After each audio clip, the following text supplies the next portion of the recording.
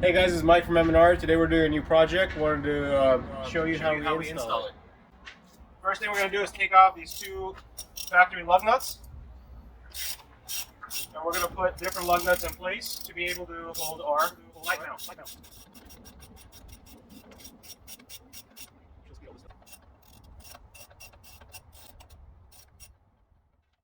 We're going to replace the factory lug nuts with these Dorman ones. Notice that they're open-ended and they have a thread in the back.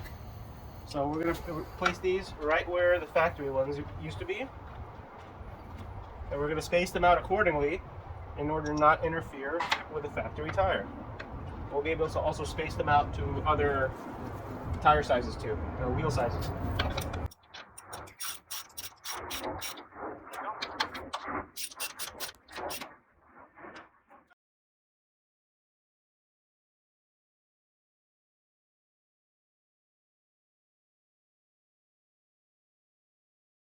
And now that we got the aftermarket lug nuts installed, we're going to go ahead and install the brackets with attached hardware. Notice how the bracket itself has a cutout for the rear camera, so it doesn't interfere for that particular option.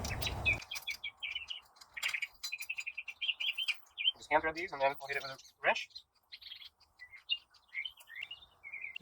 Alright, now that we got the mount set up on the Bronco's rear tire, it's time to install the light bar itself.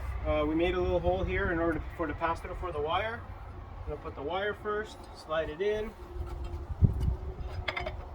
and go ahead and bolt the sides. I'm going to only thread them by hand because I'm going to want to center level it of how high I want it higher from the camera before I make the final adjustments.